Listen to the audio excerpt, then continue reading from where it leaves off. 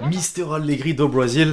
L'équipe, j'espère que vous allez bien aujourd'hui. Nouveau Actu Foot. Hier, Leicester recevait Villarreal pour le compte de la préparation d'avant-saison. Un match amical peut parfois ne rien avoir d'amical, justement. Fofana, vous le savez, a pris un giga tacle l'assassin. Les images parlent d'elles-mêmes. Le joueur a annoncé dans la nuit qu'il souffrait d'une fracture du péroné et va donc manquer plusieurs mois de compétition. Il a reçu de nombreux messages de soutien sur les réseaux sociaux, comme Sainté, par exemple, son ancienne maison. Force à lui, tout simplement. Bref, les amis, on va sans plus tarder entrer dans le vif du sujet. Vous connaissez la recette. La série est toujours sponsorisée par OneFootball, l'application numéro 1 sur toute l'actualité du ballon rond. Application gratuite donc est dispo en description, et au passage pensez à lâcher votre meilleur pouce bleu pour le soutien, le référencement, t'as capté, comme d'habitude on est ensemble, merci vraiment à tous ceux qui le feront.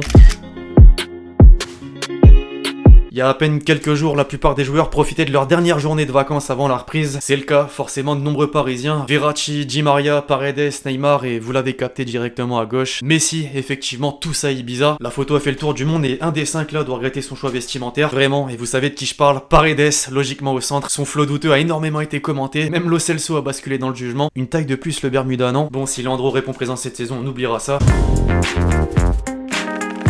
Alors Messi avec 4 Parisiens en soirée, ça peut interpeller. Un transfert au PSG, une bombe littéralement vient de tomber ce soir. D'après Marca, le renouvellement de contrat de Messi est quasiment impossible. La radio Erashi Uno a annoncé hier qu'il renouvellerait pas son contrat avec le Barça, que la situation semble irréversible. Carrément, le projet sportif lui convient pas. À peine quelques minutes après ça, ouais, je tourne une nouvelle voix off pour vous, zéro différence. C'est officiel, les amis, Messi ne restera pas au Barça. Le mercato est juste dingue, c'est donc totalement contradictoire avec ce qui sortait ce matin. La presse catalane était formelle, Messi va continuer l'aventure, c'est même plus qu'une question d'heure. Laporta avait soi-disant enfin trouvé le montage financier pour y parvenir grâce à Javier Tebas, effectivement, le président de la Liga qui vient d'annoncer qu'un fonds d'investissement, CVC Capital Partners, a déboursé 2,7 milliards d'euros pour acquérir 10% du capital du championnat. Du coup, le plafond de la masse salariale des Blaugrana va pouvoir atteindre 40 millions d'euros. Ça sera utilisé pour autre chose que Messi, c'est pas perdu. Bref, avec cette grosse injection d'argent, les autres clubs espagnols vont aussi pouvoir en profiter. L'ennemi, par exemple, selon As, les pistes talents des Mbappé vont maintenant sérieusement être étudiés. D'ailleurs, en début de semaine, le quotidien Pro Madrid évoquait encore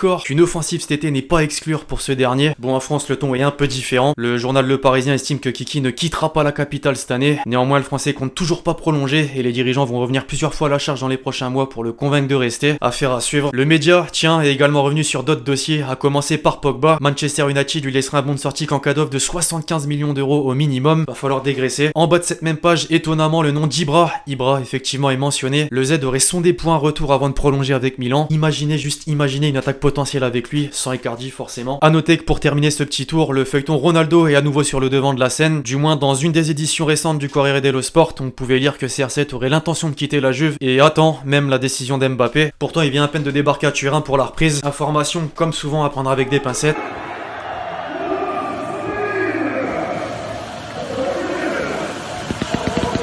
Côté sportif toujours plus important, Paris s'est incliné face à Lille sur le plus petit des scores dimanche dernier pour le trophée des champions. C'est la première fois au bout de 90 minutes que ça arrive en 13 participations. Le champion de France, lui, est devenu le 7ème club à remporter ce titre. Gourvenec pourrait s'en vanter, mais le successeur de Galtier a préféré rester humble et justement partager cette victoire. Bon, alors dans le choc, c'est vrai qu'il y avait pas mal d'absents et des deux côtés. Ramos, Gueye, Mbappé d'une part, Renato Sanchez et Celik d'autre part. Bien sûr, c'est toujours le terrain qui parle. En atteste justement ces notes de l'équipe. La plupart des Parisiens sont complètement passés à côté de leur match. Icardi notamment. Seul Presco et Hakimi finalement sont sortis du lot. Le Marocain a en plus dû supporter les sifflements du Bloomfield Stadium à Tel Aviv en Israël.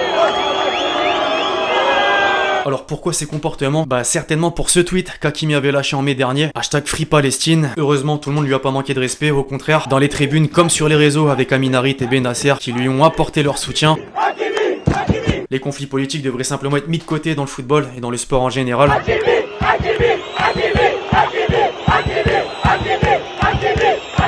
Chez nos autres clubs français aussi, il se passe des choses, heureusement, j'ai envie de dire. Monaco, d'abord, qui vient de prendre une belle option pour sa qualification en Ligue des Champions. Les Monégasques se sont imposés sur la pelouse du Sparta Prague dans le cadre du match aller, son 3ème tour préliminaire. Chouameni a marqué l'un des 2 buts de la rencontre et a fait l'objet de racisme, malheureusement peu après son ouverture du score. D'où ce titre dans les pages intérieures de l'équipe. Une honte, y a pas d'autre mot. Une petite note sur la transition, mais marseillais. L'OM donc ensuite a terminé sa préparation de la meilleure des manières par une victoire contre Villarreal. En dehors du sportif, un article de Sportune a attiré mon attention. Le média vient de reprendre une révélation de l'AFP et indique que McCourt prévoit un budget record de 250 millions d'euros pour couvrir la saison 2021-2022. Faudra juste m'expliquer pourquoi c'est compliqué de mettre 12 millions pour l'Irola. Ah, j'ai des doutes, surtout en voyant ce compte de résultats, à confirmer.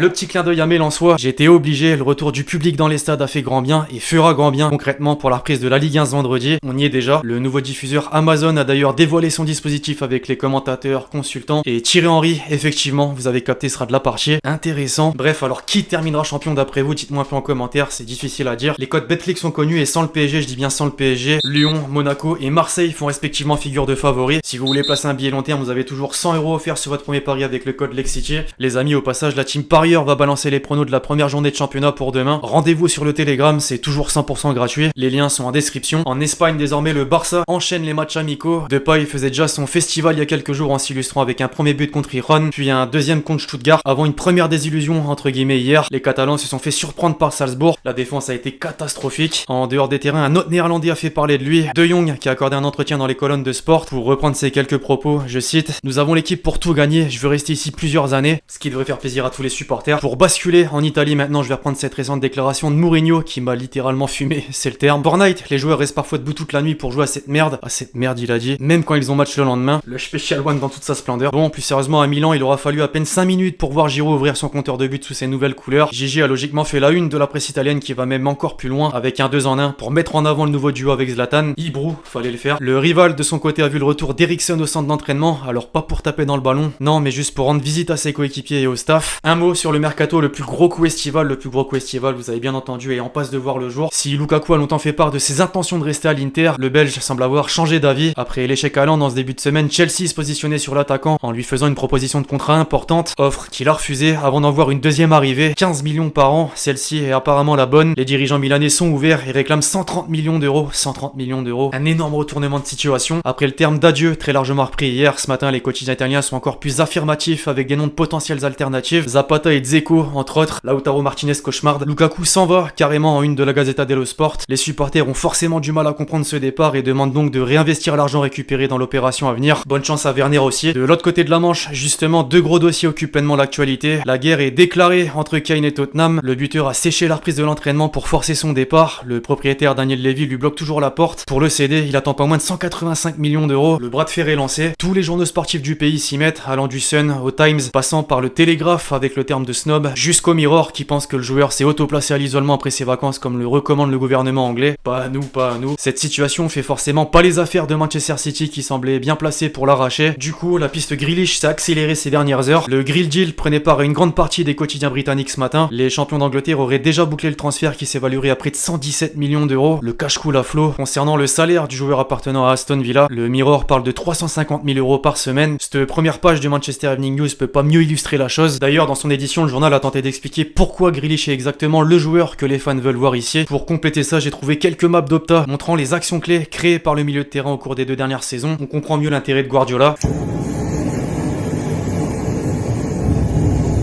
Ses supporters anglais depuis l'Euro et depuis toujours même, pour certains, complètement ravagés. D'ailleurs, pour faire le lien, justement, l'UEFA a annoncé avoir étendu sa procédure disciplinaire à l'encontre de la fédération anglaise à la suite des débordements survenus lors de la finale de l'Euro. Les sanctions vont pas tarder. Avant de quitter le pays, des nouvelles des arbitres de Première Ligue qui ont déclaré ne pas vouloir accorder de pénalty facilement la saison prochaine. L'exemple de Sterling face au Danemark a été utilisé. Franchement, c'est une bonne chose. Petit aparté sur les JO de Tokyo, exclusivement pour notre sport, évidemment. On connaît enfin les 2 finalistes. D'abord l'Espagne qui a battu le pays organisateur sur le plus petit des scores dans les prolongations grâce à un but en or, pour reprendre le terme d'Asensio. Super Déporté a bien montré sa joie avec un jeu de mots, l'Olympe du football. La Roja retrouvera donc le Brésil qui a de son côté battu le Mexique. Un sacré choc. On est sur les sélections, restons-y avant de changer de sujet avec les Pays-Bas qui ont annoncé officiellement leur nouveau sélectionneur, sans surprise Van Gaal, alors que l'Ukraine voit le départ de Shevchenko. Ça y est, bienvenue d'un côté, au revoir de l'autre.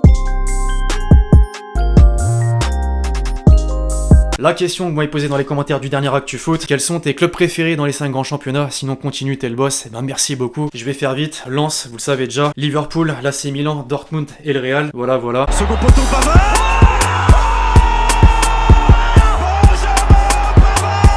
Et donc enfin, avant de clôturer la vidéo, comme toujours, on finit en beauté. Ben Simon. Chop. 2 chops la Samir. What a spectacle. سيزداد في حال خروج التسديدة. Soucis qui va prendre sa chance de loin. La reprise. Bref, voilà l'équipe, c'est tout pour l'actu foot du jour. J'espère que vous l'avez kiffé, je compte sur vous si c'est le cas pour lâcher votre meilleur pouce bleu. Pensez à lâcher votre commentaire et votre question pour le prochain épisode. Puis d'ici là, on se retrouve très vite sur la chaîne pour de nouvelles vidéos. C'était LEXCITY. Ciao ciao.